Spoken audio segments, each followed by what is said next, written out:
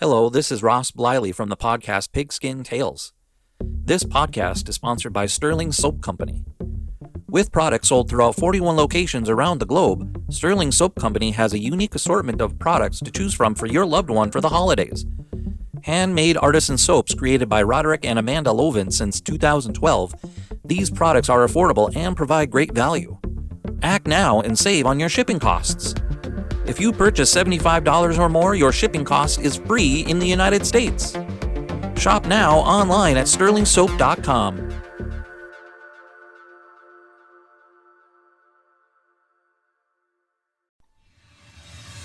What's up, sports history fan? Dana Augusta here of the Historically Speaking Sports Podcast.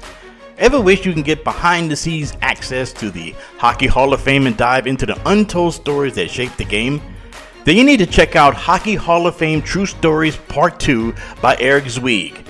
Eric's latest book is packed with wild, unexpected tales from epic rivalries and game-changing moments to quirky incidents like polo injuries and snowblower mishaps. Eric Zweig's impeccable research and passion for the sport of hockey will whisk you through the NHL's early years, the origins of the Three Stars tradition, and how hockey first hit the airwaves. Plus, you get fresh takes on legends like Wayne Gretzky, Bobby Hall, and Joe Sakic. Hockey Hall of Fame True Stories 2 is available now wherever you get your books. Grab your copy and get ready to dive deep into the heart of the game.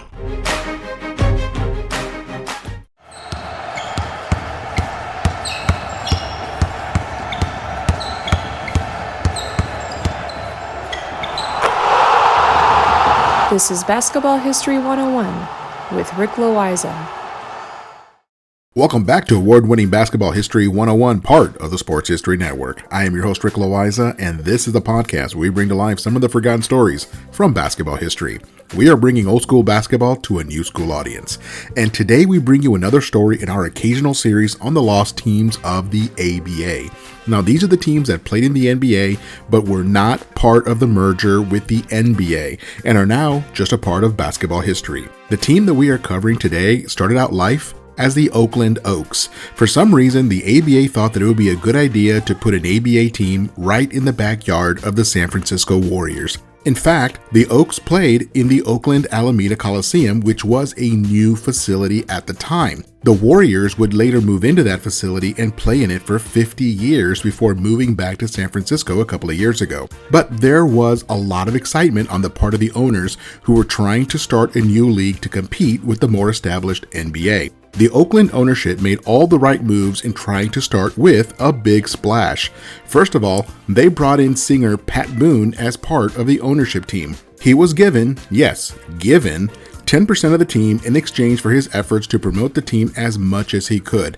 They asked that he also attend home games and sign autographs for the crowd and just basically use his celebrity to help draw fans into the arena on game nights. By the way, I guess I need to explain who Pat Boone was. He was a huge American pop star during the 1950s and 1960s. He had 38 top 40 hits and was still a big deal in 1967 when the ABA and the Oakland Oaks launched. The next really strategic move that the Oaks made was to bring in Bruce Hale as their general manager and head coach. Now, Hale played his college basketball at my alma mater, Santa Clara University, back in the late 1930s and early 1940s. However, at the time that he was hired by the Oaks to be their head coach, he had been a very successful head coach at the University of Miami. But he was not just hired because he was a good coach. Hale was also the father-in-law of Rick Barry, the superstar from the San Francisco Warriors. Bruce Hale convinced his son-in-law to leave the NBA and jump over to the ABA as part of the Oakland Oaks. It was a win-win situation for all involved. The ABA was in a position to land a legitimate NBA All-Star, which would help ticket sales across the whole league. But also, Barry would not have to move his family. The Oaks played just across the bay from the Warriors. On paper, this looked like an amazing scenario. However, the San Francisco Warriors were not going to just let Rick Barry walk away. He was their best scorer. The Warriors sued Rick Barry and the Oakland Oaks. Until that lawsuit was settled, Rick Barry could only sit and watch. He was not allowed to participate with either team. Now, suffice it to say, the Oakland Oaks finished dead last in the ABA that first year. Their highest scorer in that first season was a guy named Laverne Jelly Tart. He averaged 27 points per game as a me-first, selfish shooter. The guy would not pass to anybody. In one game, the Muskies decided to triple team Tart after he had a 30-point first half. The guy still kept shooting, even against a triple team. He scored only 6 points in the second half, and the Oaks lost the game. Bruce Hale had had enough of this guy.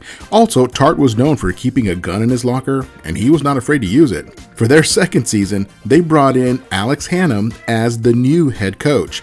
Just 2 seasons earlier, he had led the Philadelphia 76ers to an NBA championship in 1967. He was the best available coach, and Hannum is in the Hall of Fame as a coach for a reason. The guy knows how to fit his players together into a cohesive unit and get the most out of them. And Bruce Hale was still with the team as just the general manager. In fact, he was the guy who decided to replace himself as the coach with Alex Hannum. Now, with Hannum on board and Rick Barry finally able to play, the Oakland Oaks went from worst to first.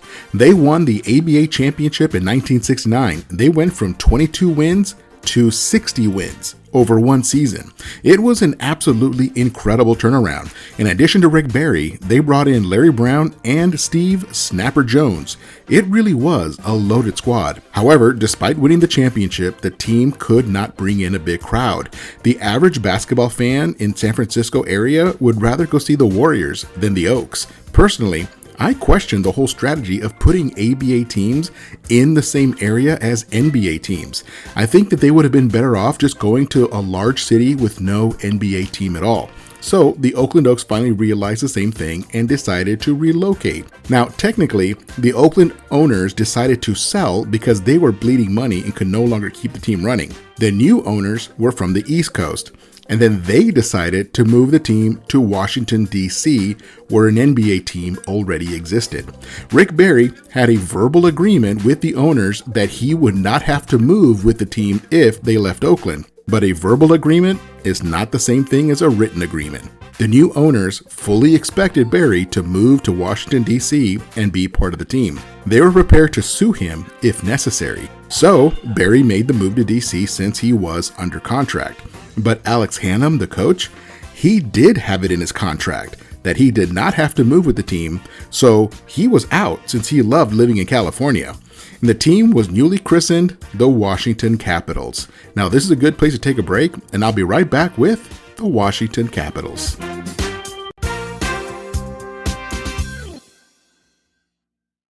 This podcast is part of the Sports History Network, your headquarters for the yesteryear of your favorite sport. You can learn more at sportshistorynetwork.com.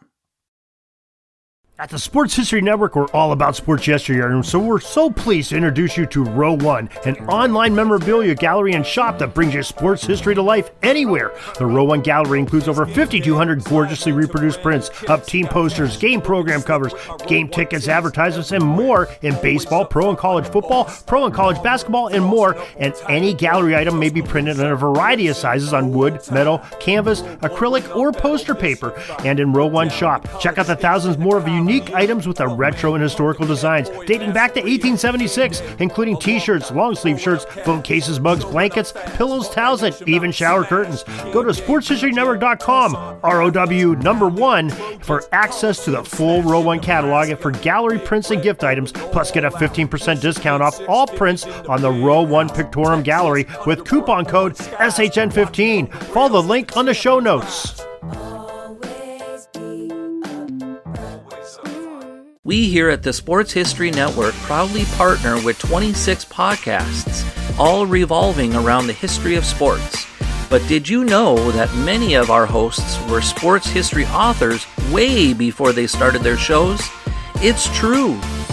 We've got Joe Ziemba, host of When Football Was Football, Joe Zagurski, host of Pro Football in the 1970s, Mark Morthier, host of Yesterday's Sports, Tommy Phillips, host of Lombardi Memories, and Scott Adamson, co-host of From the 55-Yard Line.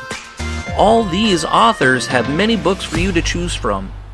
To check them out, go to our website at sportshistorynetwork.com/sportshistorybooks. Pick up your copy today.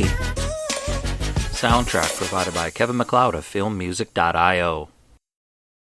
Welcome back to the show, and let us continue with the story of the newly named Washington Capitals. Because the team relocated so late in the offseason, the ABA kept them in the Western Division. It was essentially too late to reconfigure the entire schedule, so the Capitals had to play a West Coast schedule despite being all the way on the East Coast. It was a brutal travel schedule. When you include games played on neutral courts, the Capitals only played 27 games in their home arena and 57 games on the road.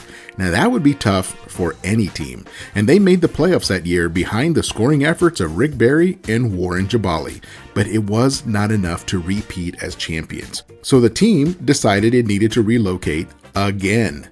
By playing out of Washington, D.C., they were right in the same city as the Washington Bullets. Again, ABA teams should be playing in non-NBA cities. It is too much to compete with established teams for the same set of fans and for ticket sales.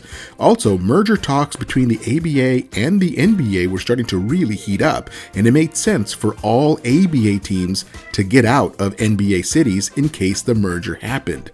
So the Capitals decided to move down to the southern end of Virginia, which really was not that far away, but it was definitely outside the DC area. And they relocated to Norfolk, Virginia, and became the Virginia Squires for their fourth year in the ABA, and this was the summer of 1970. Unfortunately for the team, Rick Barry's contract was up, and he did not make the move to Virginia with the team. He went back to the San Francisco Warriors, and the team's new top scorers were Charlie Scott and George Carter, and they made the playoffs, but really didn't do much after that. But in 1971, the Virginia Squires made the biggest splash in ABA history. They landed Dr. J, and that would be an entire episode in itself, so I will just give you the short version. At the time, the NBA had their own rule that they would not draft a player from college until his class had graduated. In other words, no one could be taken early, but that was a rule that the NBA had created for itself. Nobody forced them into that rule. So the ABA, wanting to compete with the NBA, decided that they were going to take players early. So they went after Julius Erving at the University of Massachusetts. Erving still had one more year left on his college experience, and that is when the ABA pounced. They offered him a contract that he could not refuse, and Dr. J ended up on the Virginia Squires. He was an ABA All-Star as a rookie, but he was not the highest scorer on his team. Charlie Scott averaged 35 points per game, and Erving was second with 27 points per game. And this was a kid who normally would have still been playing at the university level. And they did make the playoffs, however, they lost to the New York Nets. Now, the following season in 1973, Erving took over the scoring load, with Charlie Scott having signed with the Phoenix Suns and joined the NBA. Erving averaged 32 points per game and pulled down 12 rebounds per game. And he was taking over the league, and he was exciting to watch. But the doctor did not have a lot of help, and the team finished 42-42 that season. And they got knocked out of the first round of the playoffs by the Kentucky Colonels. Now, after just 2 seasons with Julius Erving on the roster, the Virginia Squires were having some real serious financial troubles. And isn't that always the story with the ABA? Now, despite having the most exciting basketball player anywhere, including the NBA, the Squires were desperate for cash. They just needed to stay alive as long as possible because the merger talks with the NBA were always a thing in the background. The Squires made the very difficult decision to sell Erving's contract to the New York Nets, and that was a homecoming for Erving. The Nets actually played out on Long Island, and that is where Erving was from. In the meantime, the Squires went down the drain and finished that season with a record of 28-56 without Erving. Now, to replace Erving, the Squires landed a new rookie by the name of George Gervin. The Iceman, who is now in the Hall of Fame, got his start with the Virginia Squires of the ABA, but with no help, it was a long season. The Squires were still struggling financially and had to sell Gervin's contract to the San Antonio Spurs, where he would really make a name for himself. The Squires were so bad that they won only 15 games in 1975 against 69 losses. It was really, really bad. Now, who would pay to see a team that awful? But if they could just stay alive, then maybe, just maybe, they would be able to join the NBA and find solid financial footing. And the Squires were not the only ones in this predicament. The entire ABA was trying to stay alive as long as they could as the talks of the merger were starting to get red hot. But in the final season of the ABA, the Virginia Squires, again, won only 15 games total. It was horrible. However, in their defense, they made it to the merger. In the summer of 1976, the ABA and NBA formally merged, as the NBA was going to take in 4 ABA teams, and they took in the San Antonio Spurs, Denver Nuggets, New York Nets, and the Indiana Pacers. The other 3 teams that made it this far would receive a buyout.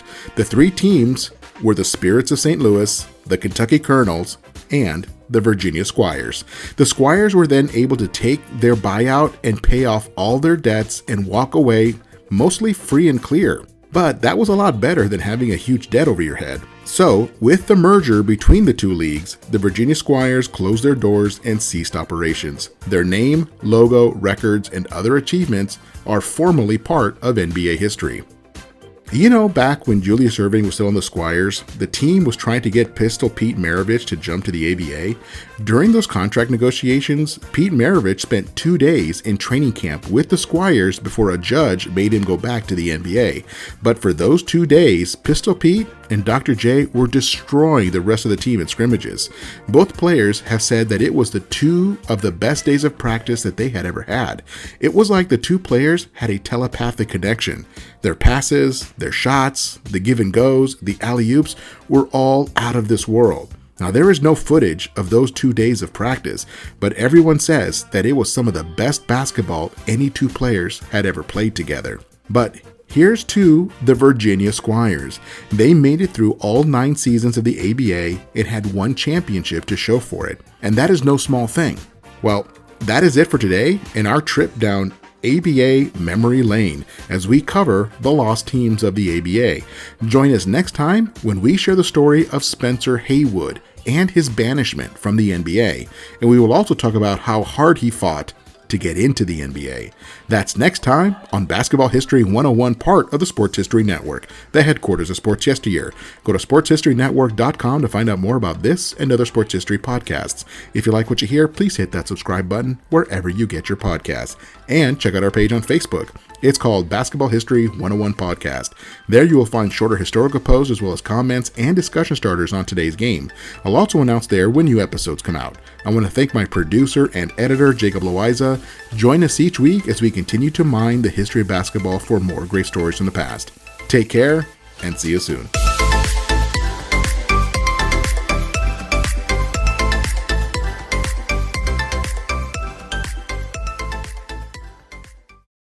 Hey there, sports history fan. This is Arnie Chapman, aka the Football History Dude, and I hope that you enjoyed this recent episode presented by the Sports History Network and were able to learn some good old-fashioned sports history knowledge nuggets. I started the Sports History Network back in 2020 with the mission to help podcasters find a community of like-minded sports history nerds, as well as helping aspiring podcasters to start their own shows. We have a little bit over 30 shows on the network right now covering all sorts of sports history, but as far as I'm concerned, we're just at the toothpick in the ocean moment, that can't even figure it out because there's so much more coming. We wanted to create the ultimate headquarters for sports yesteryear, starting with Podcast Network and our website, but we're going to continue to move into other mediums as well. And here's the cool part, because we want you to be part of our team. So if you're interested in starting your own podcast, or maybe being a guest on one of our shows, or who knows, maybe even writing an article for us over on the website. Seriously, all you gotta do is reach out to us on the contact page over at sportshistorynetwork.com. You can be as technologically savvy as a Neanderthal tapping on a stone trying to figure out this whole hieroglyphics thing back in the day. Again, it doesn't matter, because even if you don't understand the whole podcast space, we have a production team that can pretty much help you out with doing everything. All you gotta do, head over to sportshistorynetwork.com, head to the contact page, fill it out. That message goes right to me, and I'll reach out to you as soon as I can. But for now, dude, I'm through if you're through.